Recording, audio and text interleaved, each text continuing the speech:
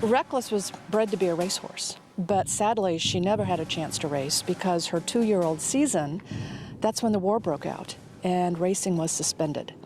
So instead of becoming a racehorse, she became America's greatest war horse.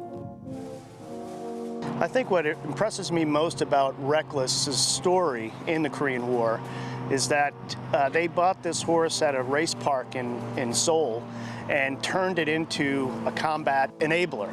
Lieutenant Eric Pedersen was the man who purchased Recoilless for $250, and he was the commanding officer of the Recoilless Rifle Platoon. They decided to put her through Hoof Camp, which was the equine version of boot camp. We hear about on-the-job training.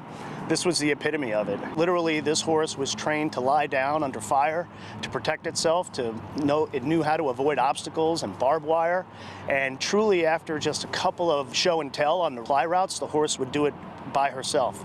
They would take her up and down the hills to get her used to carrying the pack saddle and the ammunition on her back. These canisters of ammo were very large, and before Recoilless came along, the men had to pack this themselves. The camaraderie between Recoilless and her men was something special. She was the only animal in camp, and so the Marines became her herd, and she would follow them anywhere and everywhere. She would even sleep in their tents at night. She would follow them into the mess tent and eat breakfast and had bacon and eggs.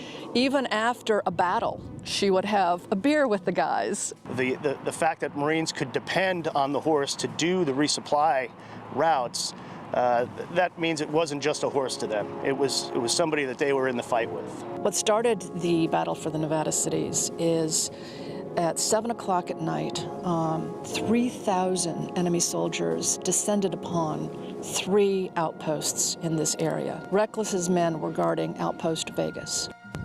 They, of course, were overrun, and so Recoilless's mission began that next morning. Started loading her up with 6 rounds at a time. By the middle of the day, she was up to 8 rounds at a time. She knew what her job was, she knew where her men were, and she would go up to the guns by herself. There are stories of up to 50 times in one operation that she ran a supply route by herself. That frees up Marines for combat and for other things. So I believe that that's the most impressive part about the horse. She carried 386 rounds of recoilless rifle ammunition. That's over 9,000 pounds on her back. Incoming fire was so fierce that the men couldn't hear themselves talk, and Recoilless was in the middle of all of this. Under artillery fire and mortar fire, she continued to do her resupply mission for the Marines, and especially having been wounded twice, and that not having deterred her to continue to do her mission through the end of the war it's really astounding. They had a ceremony sending her off in October of 1954. Is when she left Korea. She was the guest of honor of the Marine Corps Ball that was at the Marines Memorial Club in San Francisco. And she waltzes through the lobby and gets in an elevator and goes up to the 11th floor, sachets out of the elevator into the ballroom. She spied the anniversary cake over on the table, and before the guys could get a hold of her, she was up to her nostrils in it. And then after that, she moved over to Camp Pendleton. At Camp Pendleton, while Recoilless was there, the Commandant of the Marine Corps promoted her. There was a 19-gun salute in his honor, and a parade of 1,700 troops walked by to salute her. She had 3 colts, and she had a filly. Sadly, the filly died at a month old. Unfortunately, all the colts were gelded, so there is no bloodline for her. Her story just kind of disappeared from the pages of history.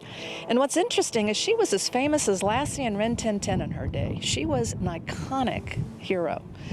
And when she died, her story made the front page news in newspapers across the country. And she was buried with full military honors. I first came to light on the story of Recoilless at the National Museum of the Marine Corps in Quantico, Virginia, where a statue by the same artist who did the statue that's behind us was erected to honor this great mare. I think Staff Sergeant Recoilless's legacy is going to be that the courage and the dependability that she showed in combat made her truly what the saying is, not just a horse, but a Marine.